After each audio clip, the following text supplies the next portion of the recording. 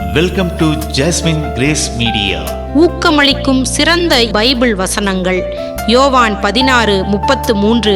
என்னிடத்தில் உங்களுக்கு சமாதானம் உண்டாயிருக்கும் பொருட்டு இவைகளை உங்களுக்கு சொன்னேன். உலகத்தில் உங்களுக்கு உபத்திரவம் உண்டு, ஆனாலும் திடன் கொள்ளுங்கள், நான் உலகத்தை ஜெயித்தேன். ஏசாயா 41:10. ஆகையால் பயப்படாதே, நான் உன்னுடனே இருக்கிறேன். திகையாதே, நான் உன் தேவன். நான் உன்னை பலப்படுத்தி உனக்கு சகாயம் பண்ணுவேன். என் நீதியுள்ள வலது கரத்தினால் உன்னை தாங்குவேன். பிலிப்பியர் 4:6-7. நீங்கள் எதை பற்றியும் கவலைப்படாதீர்கள், ஆனால் எல்லா சூழ்நிலைகளிலும் ஜெபத்தினாலும் வேண்டுதலினாலும் நன்றி செலுத்துவதன் மூலம் உங்கள் விண்ணப்பங்களை கடவுளிடம் தெரிவிக்கவும் எல்லா புத்திக்கும் மேலான தேவ சமாதானம் உங்கள் இருதயங்களையும் உங்கள் மனதையும் கிறிஸ்து இயேசுவுக்குள் காத்துக்கொள்ளும். சங்கீதம் 34:6-8 வரை. இந்த ஏழை கூப்பிட்டான், கர்த்தர் அவனுக்கு செவி கொடுத்து அவன் எல்லா உபத்திரவங்களிலிருந்தும் அவனை விடுவித்தார். கர்த்தருடைய தூதன் அவருக்கு பயந்தவர்களை சூழ பாளையமிறங்கி அவர்களை விடுவிக்கிறார். கர்த்தர் நல்லவர் என்பதை ருசித்து பாருங்கள், அவரிடத்தில் அடைக்கலம் புகுகிறவன் பாக்கியவான். ரோமர் 8:28. மேலும் தம்மை நேசிப்பவர்களுக்கும் அவருடைய நோக்கத்தின்படி அழைக்கப்பட்டவர்களுக்கும் கடவுள் எல்லாவற்றிலும் நன்மைக்காக செயல்படுகிறார் என்பதை நாம் அறிவோம். யோசுவா 1:9. நான் உனக்கு கட்டளையிடவில்லையா? பலங்கொண்டு தைரியமாயிரு, பயப்படாதே, கலங்காதே. நீ போகும் இடமெல்லாம் உன் தேவனாகிய கர்த்தர் உன்னோடே இருக்கிறார். மத்தேயு 6:31-34 வரை. ஆகையால் என்னத்தை உண்போம், என்னத்தை குடிப்போம், என்னத்தை உடுப்போம் என்று கவலைப்படாதிருங்கள். புறஜாதிகள் இவைகளையெல்லாம் நாடி ஓடுகிறார்கள். இவைகள் உங்களுக்கு தேவை என்று உங்கள் பரமபிதா அறிந்திருக்கிறார்.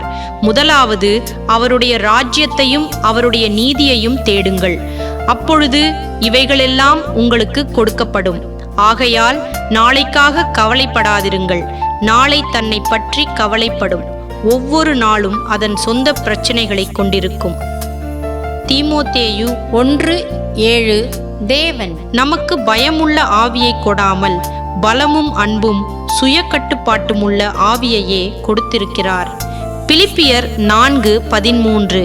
என்னை பலப்படுத்துகிறவராலே எல்லாவற்றையும் செய்ய எனக்கு பலனுண்டு. சங்கீதம் 37:4. கர்த்தரிடத்தில் மனமகிழ்ச்சியாயிரு, அவர் உன் இருதயத்தின் வேண்டுதல்களை உனக்கு அருள் செய்வார். சங்கீதம் 28:7. கர்த்தர் என் பெலனும் என் கேடகமுமானவர்.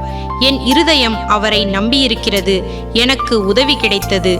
என் இருதயம் களிகூறுகிறது, என் பாடலால் அவருக்கு நன்றி செலுத்துகிறேன். மார்க் 11:24. ஆகையால் நீங்கள் ஜெபத்திலே எவைகளை கேட்டாலும் அதை பெற்றுக்கொண்டோம் என்று விசுவாசியுங்கள், அப்பொழுது அது உங்களுக்கு உண்டாகும் என்று நான் உங்களுக்கு சொல்லுகிறேன். சங்கீதம் 34:4. நான் கர்த்தரை தேடினேன், அவர் எனக்கு செவி கொடுத்து என்னுடைய எல்லா பயங்களுக்கும் என்னை நீங்களாக்கிவிட்டார்.